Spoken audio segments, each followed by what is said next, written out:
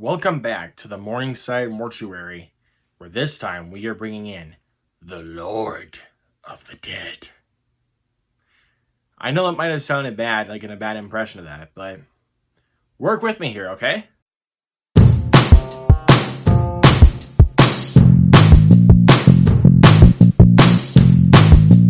What is going on, my fellow movie lovers, and welcome back to the Luke Ponto channel, here to bring you guys another movie review. If you guys are new here today, welcome. Hit that subscribe button down below and that notification bell right next to it. Hit that thumbs up and share this video. You guys know what to do. And here we are. We're back finally with the Phantasm series of reviews. So now we are on to Phantasm 3, Lord of the Dead. Once again, directed by Coscarelli. And this, in my opinion, is probably the most underrated of the entire franchise. Don't at me, but I'll tell you why. This movie once again follows the two best friends, Mike and Reggie, as they continue to hunt the mysterious tall man, discovering along the way that the invasion has already begun. As I mentioned, I think it was in both the reviews for the first two Phantasm movies, that I watched these films for the first time last year, and after I finished watching this one, I was like, this is easily the most underrated of the franchise, and it's my favorite sequel. Like, I know a lot of people would say that Phantasm 2 is the best sequel, but for me personally, for my money, I think that Phantasm 3 just slightly edges out Phantasm 2, and most of that really has to go with the gore factor. The gore in this film is incredible, and also the characters of Mike and Reggie in this one are being a lot more utilized. There's a lot more effects being used in this one, and there's a lot more cool like types for the lore. There's a lot more lore used in this movie. I mean, kind of a pun intended though, because it's called Lord of the Dead. The lore is a lot more utilized in Phantasm 3. In Phantasm 2, it's not quite as much more utilized with this one. The lore of the tall man in this one is much better. And again, the tall man in this film is absolutely menacing. He's pretty much menacing in every single installment except for one of them, which we'll get to. But for me personally, I just love the tall man.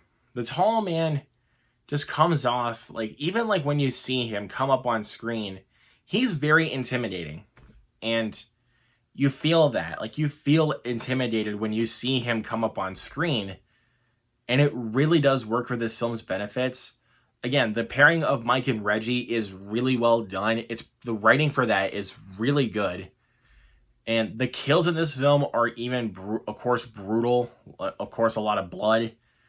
Like always when it comes to the Phantasm movies, it's not even a question when you really think about it.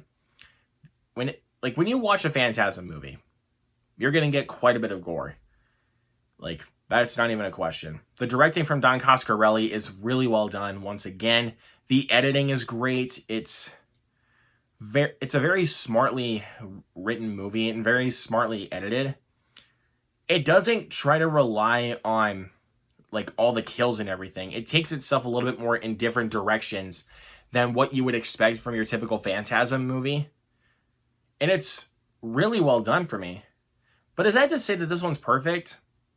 No, unfortunately.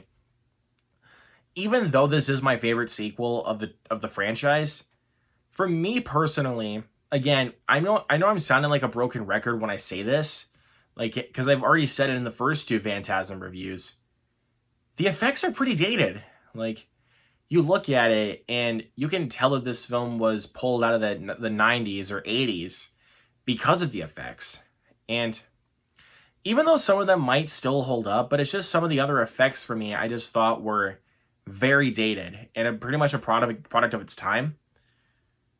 Again, I'm sounding like a broken record when I'm saying that, but it's just, that's how I feel in regards to the effects with this one. And there's just some weird decisions that are made in the third act for me. Sometimes there's a couple of decisions that are made that I'm just like, that was not the right decision. But other than those nitpicks with this one, I really dig Phantasm 3. Again, it's not quite as good as the first film. I do slightly prefer it just a smidge over Phantasm 2. It's not the best of the series, but it sure is the best sequel in my opinion. I'm going to give Phantasm 3 Lord of the Dead a 4.25 out of 5. I really, really do dig this one. It's not, again, not as good as the first film. I do like it a little bit more than 2.